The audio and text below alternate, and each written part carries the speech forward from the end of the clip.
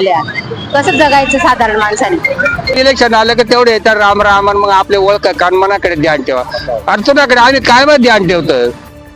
तू 5 वर्ष येते ना आमनाकडे एक वेळा तरी येस का ध्यान ठेवाले. या शेतका गॅस नदी तडीले गॅस ज्या गरजा आहे त्या अद्यापपर्यंत त्यांनी पूर्ण केलेलं नाही. 9 वसाहत म्हणतात त्या वसाहतीला आज जवळजवळ 30, 35, 40 वर्षाचा कालावधी लोटला गेला.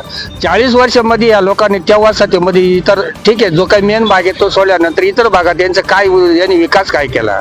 हो फक्त इथं सांगायचं फक्त आम्ही हे करू ते करू आणि भविष्यात विकास करू. अरे भविष्यात काय विकास करायला आता इथं भविष्यात विकास कोणता करणार आहे तुम्ही. भविष्य संपत नाही आणि यांचा विकास होत नाही. हो आज इथं गटारा ओपन नाही काही नाही. गटारी सुद्धा केलेलं नाही. आता ते चालू केलं त्याच्याकडेही कोणी ढुंकून बघितलं नाही की ते काम व्यवस्थित झालं की नाही झालं. त्याच्या निदान काय प्रोसिजर आहे. पावसाळ्यामध्ये हे काम चालू होते. पावसाळ्यात लोकांची जाण्या येण्याची काय स्थिती होती. लोक काय हालत मध्ये चालताय. लाईटाची स्थिती काय आहे कोणी बघायला तयार नाहीये. फक्त इलेक्शन आलं की तेवढे येतात राम राम आणि मग आपले ओळख कानमनाकडे ध्यान ठेवा. अर्जुनाकडे आम्ही काय मग ध्यान ठेवतो. तू 5 वर्ष येते ना आमनाकडे एक वेळा तरी येस का ध्यान ठेवाले. या शेतका गॅस नदी तडीले गॅस कधी विचारा का कोणी. आता हे वातावरण बिघडलं. या वातावरणामध्ये आजूबाजूला जे काही घाण जागा आहे आजपर्यंत पालिका झाल्यानंतर पंचायत आणि नगरपालिका एकत्र आल्यानंतर तेवढे नगरपालिकेने आजपर्यंत समोरचा हा रोड सोडल्यानंतर ते तर आता यायला लागली इथे गिरणा स्ट्रीट पासून इकडे जेमतेम 13 चौपोली. याच्या आधी तर आद्यापर्यंत कोणी आलं बी नाही झाडायला. आणि गावामध्ये जो आतला जो भाग आहे काटेरी भाग आहे बरीचशी घाण पडलेली आहे. सकाळी गाडी सरळ रोडाने येते सरळ निघून जाते. की घाण ठिकठिकाणी काय उचलायला पाहिजे किंवा त्या लोकांना तुम्ही ऑब्झर्व केलं पाहिजे. मधले रस्ते त्यांना माहितच नाही. आणि ठिकठिकाणी एवढे मच्छर एवढी परिस्थिती भयानक आहे. लहान पोरस आहे त्यांना काही जे काही सुविधा पाहिजे त्या पुरवल्या जात नाही. अशा हजारो अडचणीच भाऊसाहेब. आणि यांना जे फक्त मतदानापुरतं नाही आपण येऊ करून आपण ते करू. तुम्ही काय करता. तुम्ही काय काय आतापर्यंत विकासच्या नावाखाली तुम्ही काय केलं. लोकांना थुकेच लावले ना. केलं काय नेमकं तुम्ही. आज जनता काय हालत म्हणजे जगू राहिले काय नाही. पावसाळ्यामध्ये इतकी परिस्थिती भयानक होती. एखादं इमर्जन्सी केस आहे डिलिव्हरी म्हणा लहान बाळ म्हणा एखादं वयस्कर म्हणा त्याला बाहेर पायी निघायला जागा नाही धड. त्याला कोणत्या हिशोबाने तुम्ही रोडावर आणणार दवाखान्यात नेणार. डास दुनियाभरचे विचारा तुम्ही पालिकेला तुम्ही किती वेळा फवारा मारले. कागदोपत्री फवारा मारला गेला असं 17 वेळा. इथं 1 वेळा आले फक्त. आज या गोष्टीला 2 वर्ष होऊन गेले. मग 2 वर्षामध्ये काय यांना ते डास परत झालीच नाही का. अशा बऱ्याचशा लाखो अडचणी आहेत. काय केलं पद्धती पण नाहीत. सर्वात महत्वाचा प्रश्न आपल्याकडे मोकाट जनावरांचा आहे. याबद्दल काय वाटतं तुम्हाला. मोकाट जनावरांना आळा घातला पाहिजे. कुत्रे एवढे झाले त्याच्याकडे कोणी बघत नाही. जनावर मोकळे असतात. ऍक्सिडेंट बरेच झालेले आहेत आणि ते गाडींचेच ऍक्सिडेंट नाहीये. ते असे वयस्कर माणसं एखादी बाईक चालले अपघे पाठीमागून ते जनावर येतं त्याला मारत. अशा 2-3 केसेस झालेल्या आहेत. त्यामुळे पालिका काय करते त्या ठिकाणी. त्या मोकाट जनावरांना कोणी आळा घालतं का. निसं सोडून द्यायचा राखू वरून सांगायचं नाही त्याला मारू नका त्याला हे करू नका. मग त्याला काय माणसाची किंमत नाही का त्या जनावरांपुढे. बऱ्याचशा गोष्टी हे कुत्रे मोकळे फिरताय. मग कुत्र्यांना निसं आता खरगट खुरगट यांनी जर साफसफाई ठेवली तर त्या गोष्टी होतील. किंवा त्या कुत्र्यांसाठी त्यांनी काही बंदोबस्त केला पाहिजे. त्याचा कोणी बंदोबस्त करत नाही. बरं कुत्रे चावल्यानंतर ठीक आहे एखादं चांगला असत तर त्याला जर कधी वेळेवर उपचार मिळाला तर तो व्यवस्थित त्या गोष्टी सक्सेस होतात. आणि नाहीच मिळालं तर तो माणूस राहील का रॅपिसच्या रोगामध्ये.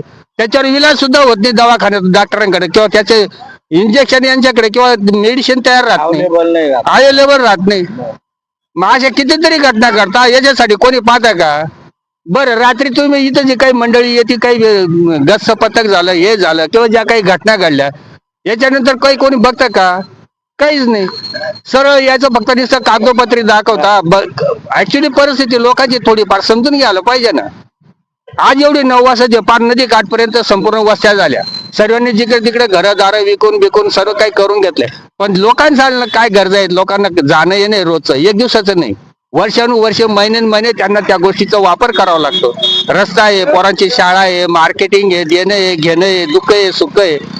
त्यासाठी दळणवळणासाठी जर रोडाची कंडिशन पाहिजे आतमध्ये जरा जाऊन बघा रोडाची पोझिशन काय मेन रोड सोडल्यानंतर. हो फक्त नुसतं पद मिळवण्यासाठी यायचं ना हे करून आपण ते करू. अरे आतापर्यंत स्वातंत्र्य मिळाल्यानंतर सरकारने काय केलं तसं पाय गेलं तर 52 पत्त्यामध्ये नुसते पत्ते वाटायचे जे लागे ते घ्या नाही तर मग हाफ करी द्या. काय केलं काय अहो निसं तुम्ही फक्त वरच्यावर या बोटाचं तो त्या बोटावर आखो मग नाही ते करू राहिले चालू राहिले ते काय या गोष्टीला अर्थ नाही ना. कृती महत्वाची आहे. कृती व्यवस्थित राहिली ना तर तुम्हाला पैसे वाटायची गरज नाही किंवा कोणाच्या पाय पाडायची गरज नाही. तुम्ही एकदा इलेक्शन झालं का बस तुम्ही राजे होता तुम्ही तिकडे बरोबर हिशोब करून घेता आणि इकडे लोक पार ते खड्ड्यांमध्ये धडपडत ते ढोरं मारतात ते अशी पद्धत झाली ती. सांगा ना पुऱ्या बऱ्याच ठिकाणी इथंच काय पुऱ्या मालेगाव मध्ये पुऱ्या राज्यामध्ये तर हीच समस्या आहे. बऱ्याचशा गोष्टी अशा लाईटाच्या बाबतीत ती तार आहे लाईटाचं कोणी स्मार्ट मीटर आणतं हे काही कमी आहे. कोणते स्मार्ट मीटर आहे 200-250 बिल येणार आहे त्या माणसाला 1,500-2,000 हजार रुपये बिल राहिले. काय करतात ते वारणातले कार्यकर्ते काय करतात. तो तालुक्याचा अध्यक्ष आहे तो काय करतो तो किती वेळा लोकांच्या भेटीसाठी आला आणि त्यांनी बघितलं की इथं तुम्हाला काही अडचण आहे का मग त्या समस्यांचं निरसन झालं की नाही झालं कोणी चौकशी केली का एवढं काम चालू आहे. एक तरी कार्यकर्ता आजपर्यंत आला का गल्लीमध्ये एकाने मी विचारलं नाही तुमची काय अडचणी काहीच नाही.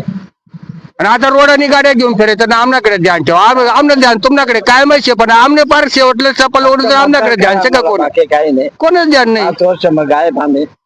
नंतर तुम्ही जनतेची सेवा करताना कोणत्या हिशोबाने करताय तुम्ही मेवा खायचा आणि जनतेची सेवा गेली चुलीत. मालेगाव महानगरपालिका निवडणूक लागली आहे आणि यावेळेस कुठल्या पक्षाची तुम्हाला हवा जाणवते? ते काहीच सांगू शकत नाही कारण कसं आहे दोन्ही पक्ष सारखे असल्यामुळे त्याच्यामुळे आपण काहीच सांगू शकत नाही कुठला पक्ष पुढे निघू शकतो. काय समस्या आहेत तुमच्या प्रभागाच्या की त्या सोडवल्या गेल्या पाहिजे असं तुम्हाला वाटतं? समस्याचं म्हटलं तर आता भरपूर कामं तर भरपूर झालेली आहेत आपल्या गावाची विकास तर भरपूर झालेला आहे पाण्याचे कनेक्शन झालेले आहे त्याच्यानंतर खड्ड्यांचे झालेले रस्त्याची कामं चालू आहेत बाकी तर मग आता काय आहे, कुठे जे असतील आता ते जाणं सरकार जाणं. धन्यवाद. काय रोडचे जे काम चालू आहेत काही चेंबरला पाईप जोडलेले नाहीये ते त्यांनी जोडावं. एक चेंबर माझा तसाच राहिलेला आहे. पुढे जर पाऊस वगैरे पडलं तर ते आणि कॉन्क्रीटचा रोड झाला तर मग पाणी कुठे जाईल त्याच्यासाठी त्यांनी जोडायला पाहिजे. ते इथे कुठल्या पक्षाची हवा तुम्हाला जाणवते? ते तो शिवसेना आणि भाजप दोघांमध्ये टक्कर असेल. दोघांमध्ये टक्कर आहे. निवडणुकीमध्ये तुम्हाला काय वाटतं कुठल्या पक्षाची हवा तुम्हाला जाणवते? पक्ष तर सगळ्यांचीच हवा जाणवते सध्या भाजपा असो किंवा शिवसेना असो प्रत्येकाचीच हवा दिसते. नुसते हवारून फरक फायदा नाही व रोड रस्ते खड्डे अतिशय त्रास झालाय. गेल्या 6 महिन्यापासून इतका त्रास होतोय की त्याची काही सांगता येणार नाही. इतका त्रास होतोय रस्ते खड्डे अतिशय म्हणजे इतक्या महिला पडल्या गाडीवरून त्या रस्ते खराब असल्यामुळे आणि अजूनही रस्ते झालेले नाही. त्यावर काहीतरी भक्कम काम करायला पाहिजे आणि जे पण कोणी निवडून येतील त्यांनी प्रत्येकी वार्डाकडे लक्ष द्यायला पाहिजे.